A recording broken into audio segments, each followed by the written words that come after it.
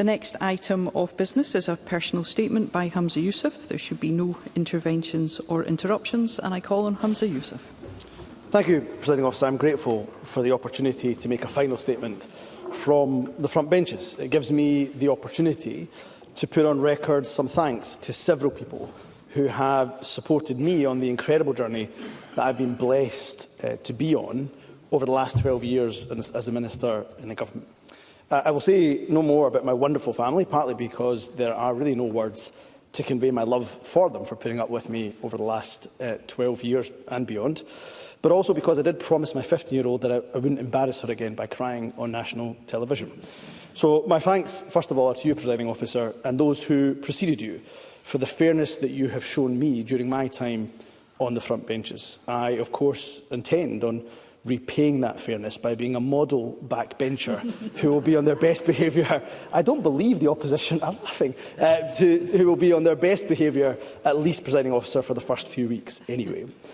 Many of us, I think, will be in a reflective mood as we mark 25 years of devolution this week.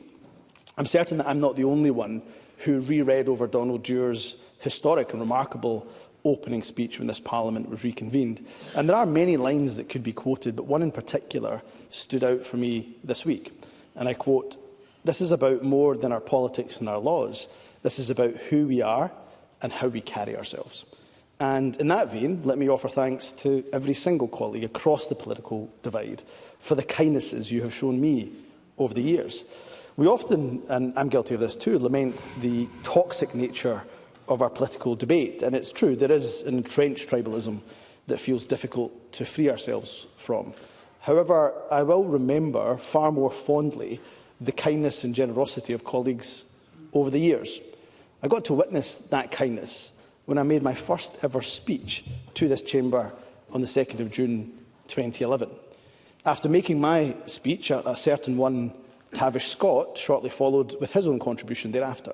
And he addressed me directly and said, "If that is the standard of your first speech, I cannot wait for the next one and the next one and the next one." I suspect Tavish Scott didn't quite expect me to drone on for as long as I have. However, that one compliment, that one moment of kindness from a very senior MSP in this Parliament made me feel 10 feet tall. It cost Tavish Scott nothing, yet settled this very nervous 26-year-old new entrant to the chamber and gave me a confidence to ensure that I bettered myself. So what I'm really trying to say, Presiding Officer, this is all Tavish Scott's fault. No, I jest, of course. I've had many such instances of kindness over the years from my own SNP colleagues and to those right across the political spectrum. They've come at some of the most difficult times in my life. For example, when my in-laws were recently trapped in Gaza.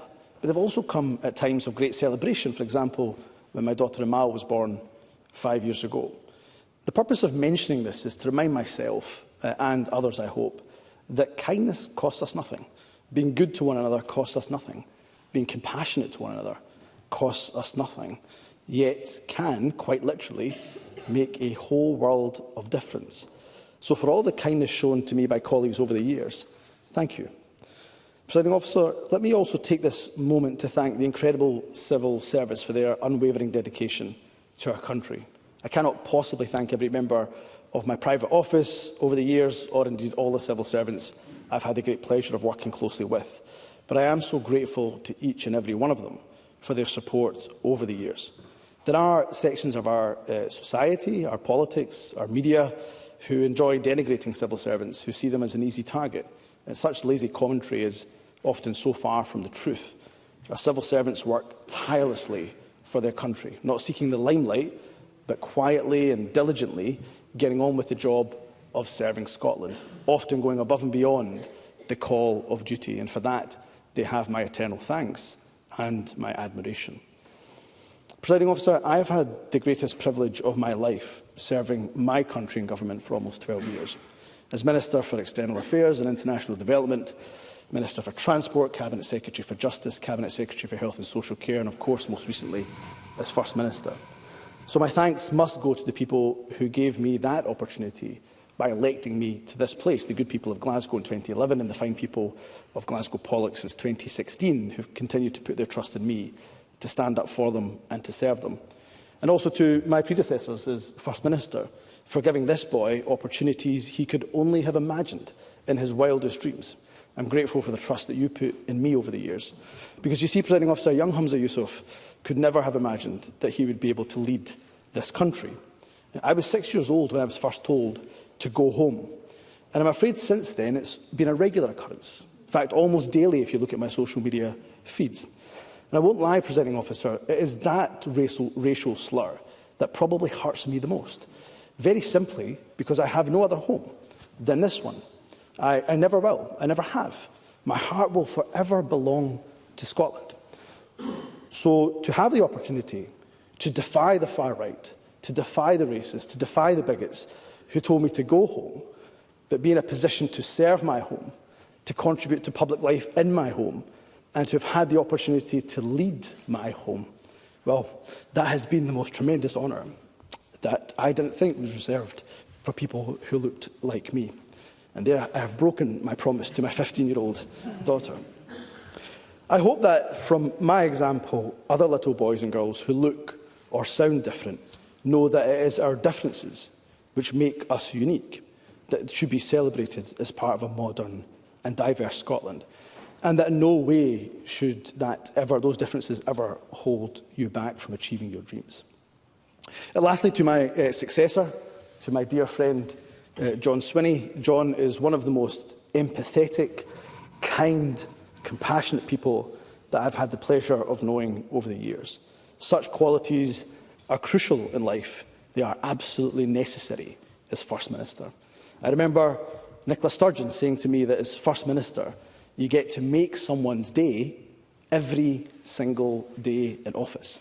I'm also quite possibly making somebody's day by leaving office, I suspect too.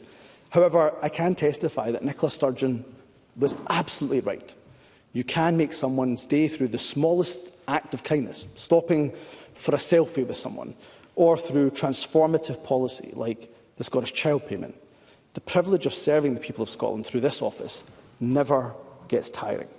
I know John will do his family proud, he will do our party proud, and he will do our nation proud as he dedicates his life to the service of Scotland, the country we are all proud to call home and that we all love so dearly. To conclude, Presiding Officer, I will take some time to refamiliarise myself with the backbenches, as I intend on being an active contributor to this Parliament, as my constituents, of course, would expect me to be. And I will continue to champion those issues that are close to my heart, ensuring that I give a voice to the voiceless, be they at home or indeed overseas. And in that vein, I cannot let today's remarks go by without pleading one last time from the front benches for the international community to stop any further massacre of the innocent people of Gaza. A full-scale invasion of Rafah, home to 1.4 million people, 600,000 children, will only result in the slaughter of more innocent civilians and what is likely to be one of the clearest violations of international law to date. A clear signal must be sent to the Israeli government that to defy the international community in this way will come with significant consequence and sanction. Everything possible must be done to demand an immediate ceasefire, a release of all the hostages and an end to arms sales to Israel. We must be on the right side of history, and that must mean standing with innocent men, women and children. To do otherwise would be unforgivable. Presiding Officer, my time as First Minister is now over. However, I am absolutely certain that for the rest of my life, every Thursday at 1 minute to 12 in the afternoon, that my palms will begin to sweat and that knot in my stomach will tighten. That comes, Presiding Officer, from a place of a deep respect for this Parliament and to all of those in opposition, and indeed to my own colleagues here alongside me. That respect will always continue to be there. I hope we can all live up to the hopes of the founding fathers and mothers of devolution and work together in the interest of the common good, the interest of the common weal, and do so with kindness. Thank you, Presiding Officer. It has been an honour and a privilege.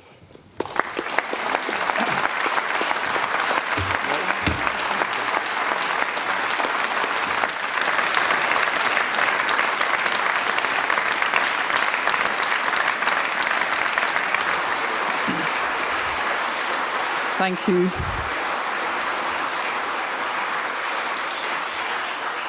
Thank you, and on behalf of the Parliament, I thank Humza Yousaf for his service as First Minister